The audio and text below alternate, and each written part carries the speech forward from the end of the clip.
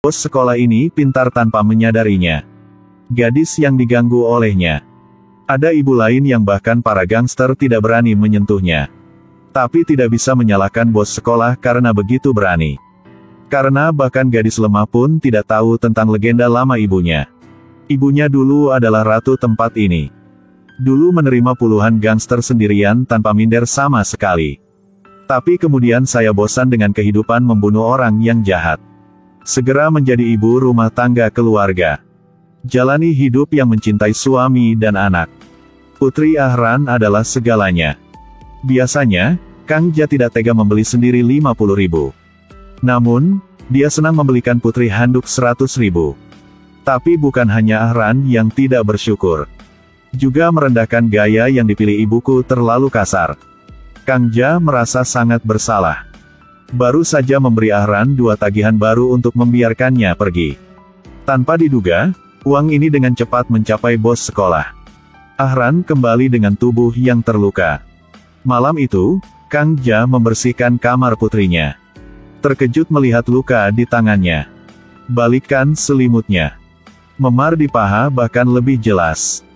Kang Ja merasa sangat terkejut. Ahran sekarang bangun dari mimpi buruknya. Kang Ja memaksanya untuk bertanya mengapa dia memar seperti itu. Tapi Ahran karena dia tidak ingin membuat ibunya khawatir. Hanya mengatakan bahwa tidak cukup berhati-hati untuk jatuh. Tapi ibu tidak bodoh. Dia menduga kemungkinan besar dia menderita kekerasan di sekolah. Kang Ja bertanya pada suaminya apa yang harus dilakukan. Tapi suaminya, yang adalah seorang ayah, berkata, keterlibatan orang tua hanya membawa lebih banyak kerugian bagi anak-anak mereka. Kang Ja mengerti. Sepertinya dia masih harus menghadapi ini sendiri. Dia pergi mencari guru wali kelas Ahran. Tapi niat guru sangat jelas. Jika ingin dia melakukan sesuatu, harus mengutamakan uang. Kang Ja tidak berdaya dan hanya bisa pergi ke polisi. Tetapi mereka mengatakan bahwa tanpa bukti, tidak dapat membuat kasus. Kang Ja langsung bertengkar dengan mereka. Akhirnya ditendang keluar. Kang Ja pergi ke pengadilan lagi. Baru-baru ini, pengadilan sedang mengadili kasus kekerasan di sekolah. Melihat seorang siswa yang nakal menangis meminta maaf kepada teman-teman sekelasnya. Kang Ja merasa dia pasti bisa mengatasinya kali ini. Tapi kenyataan menamparkan wajahnya. Karena malam itu dia melihat siswa nakal menggertak teman sekelasnya lagi. Kang Ja saat ini benar-benar tidak tahu harus berbuat apa. Setelah kembali ke rumah, dia menemukan tangan putri berlumuran darah. Menggigil di sudut, tidak berani keluar. Dia segera bergegas untuk bertanya pada putrinya ada apa. Tapi Ahran baru saja memanggil ibunya dan pingsan. Dia membawa pulang putrinya. Benar-benar ingin tahu gadis mana yang beraninya. Dia pergi ke sekolah Ahran. Ingin menanyakan tentang situasi dari teman sekelas. Tapi tidak hanya tidak bisa mendengar apa-apa. Apalagi dalam perjalanan pulang, orang-orang diganggu. Jika Anda terus melakukannya, putrimu mungkin kehilangan nyawanya. Kang Ja kembali ke rumah. Tiba-tiba, dia menemukan putri bersembunyi di bawah meja dalam ketakutan. Dia dengan menyakitkan memeluk putrinya. Lalu bawa Ahran ke tempat tidur. Ganti perban putri dengan hati-hati. Lihat putri disiksa seperti itu. Kang Ja kali ini juga telah mengambil keputusan. Hanya dia yang bisa menuntut keadilan untuk Ahran. Jadi pada malam itu, di bar muncul seorang wanita mengenakan topi hitam. 1 lawan 10. Para preman di bar dengan cepat dirobohkan olehnya. Lalu dia dengan angkuh berkata, katakan pada pemimpinmu aku, Jo Kang Ja sudah kembali. Kakak perempuan perlahan keluar dengan sikap yang sangat sombong. Ketika semua orang berpikir ada drama yang dinanti-nantikan. Keduanya tiba-tiba bergegas ke pelukan satu sama lain. Para junior semua tercengang sekarang. Kang Ja dan Putri Han adalah teman baik ketika mereka masih di sekolah.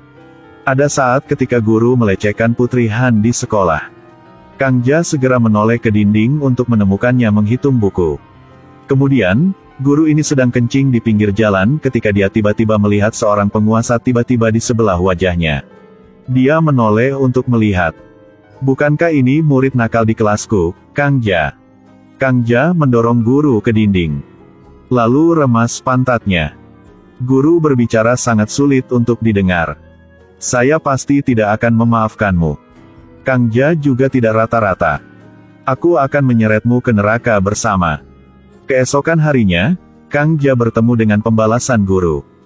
Tapi sekarang, hanya Putri Han yang bisa membelanya. Setelah sekolah, mobil guru mengalami bencana. Telur busuk yang dicat dan ditangkap. Kang Ja jelas menunjukkan kebencian yang harus dibalas. Kang Ja sebagai manusia juga sangat sopan. Suatu ketika Putri Han diculik oleh keluarga yang tidak adil, Kang Ja segera mengorbankan dirinya untuk membantu. Kang Ja perlahan mendekat. Kemudian angkat kaki dan lari. Terbang lurus ke udara, gerak lambat 20 detik. Bahkan ada waktu untuk menginjak kapur. Pada akhirnya, tidak mengambil satu napas pun. Menendang wajah pria itu ke bawah. Berhasil menyelamatkan Putri Han. Tapi sejak saat itu, Kang Ja pensiun dalam persembunyian. Jalani hidup sebagai orang biasa. Sekarang setelah kembali ke Gipsy, secara acak bertemu dengan sahabat Putri Han. So Kang Ja bertanya pada Putri Han. Temukan cara baginya untuk kembali ke sekolah. Dia harus secara pribadi mencari tahu siapa yang melakukan ini pada putri dia. Putri Han dengan senang hati setuju. Pada saat yang sama, dia dengan cepat membantu Kang Ja dengan prosedur penerimaan. Kang Ja juga mengembalikan kecantikannya sekali. Ubah Enchantics menjadi gadis SMA biasa. Berkat struktur Putri Han, Kang Ja telah diterima di kelas Ahran. Karena putrinya dirawat di rumah sakit, Kang Ja untuk sementara duduk di tempatnya. Baru sekarang Kang Ja mengetahuinya. Meja gadis itu penuh dengan hinaan. Kang Ja bertanya-tanya siapa yang melakukannya. Kemudian siswa jahat yang bully Ahran datang. Di dalamnya, seorang siswa yang buruk bahkan berbicara sangat keras kepada Kang Ja. Akibatnya, Kang Ja menjambak rambutnya dan menghancurkannya di atas meja. Lalu dia memecahkan sapu. Ajari anak-anak nakal yang mendominasi ini sekali. Saat dia hendak memukul seseorang, kemudian seorang siswa laki-laki meraih tongkatnya. Hentikan sekarang, murid pindahan. Ahran memiliki temperamen panas seperti es krim, tentu saja dia tidak memperhatikannya. Dia berbalik di tempat. Segera remas lehernya dengan satu tangan. Saat hendak mengangkat tangan untuk meninju, guru wali kelas ada di sini tepat waktu untuk menghentikannya. Tapi Ahran sama sekali tidak menyelamatkan muka untuknya. Satu tangan menjepit erat di leher guru wali kelas. Lalu buang dia seperti ayam. Kemudian meninju siswa laki-laki dan jatuh tertelungkup. Kemudian dia memanggil siswa nakal yang menggertak putrinya ke atap. Sekarang, dia ingin memaksanya untuk bertanya siapa pelakunya yang melukai Ahran dari mulut siswi ini. Tapi Jung Hee sudah dipukuli sampai mati. Kang Ja sangat memahami prinsip. Mengekspresikan bahwa dia tidak akan menghitung dengan Jung Hee. Jung Hee meneteskan air mata. Lalu dia memberitahu Kang Ja semuanya. Di sekolah ini ada perbedaan kelas yang sangat jelas. Misalnya, ketika pergi ke toilet, siswa normal mungkin harus mengantri untuk mendapatkan nomor. Tapi Bokdong, yang keluarganya memiliki sedikit darah di dunia bawah, datang kemudian. Siswa normal harus menahan kesedihan mereka dan menyingkir. Tapi Bokdong juga bukan yang terbaik di seluruh sekolah. Putra kepala sekolah Sang Tae datang terakhir. Bos sekolah seperti Bokdong juga harus menahan kencingnya sedikit. Biarkan Sang Tae yang menanganinya dulu. Sang Tae bukan hanya orang dengan posisi tertinggi di sekolah. Bahkan gurunya tidak enak dipandang. Juga akan dipecat sesuai dengan suasana hatinya. Dapat dikatakan bahwa Sang Tae adalah bos dari bos sekolah di sini. Bokdong hanyalah seorang junior. Sang Tae dulu sangat menyukai putri Kang Ja. Tapi ditolak mentah-mentah oleh Ahran. Sejak itu, Sang Tae tidak lagi suka sama Ahran. Abaikan siswa lain yang menggertaknya. Malam itu, Kang Ja menganalisis informasi yang diperoleh hari ini. Sangat cepat mengidentifikasi audiens teratas. Saat istirahat, Melihat Bogdong pergi ke kamar mandi, dia segera mengikuti. Kang Ja bertanya pada Bogdong apakah dia memukul Ahran. Tapi Bogdong bilang dia tidak pernah memukul wanita. Kang Ja tidak percaya. Keduanya bersiap untuk bertarung lagi. Tapi adegan ini menarik perhatian Sang Tae. Dia bertanya pada Kang Ja mengapa dia mengenal Ahran. Tapi Kang Ja memikirkan bagaimana Sang Tae dulu menyukai putrinya. Namun, menyebabkan Ahran sangat menderita. Apakah Anda masih seorang pria? Kebiri dirimu. Bogdong tidak tertarik pada Kang Ja dan berbalik untuk pergi. Kang Ja mengutuknya. Cepat mengejar. Dia mengikutinya di luar sekolah.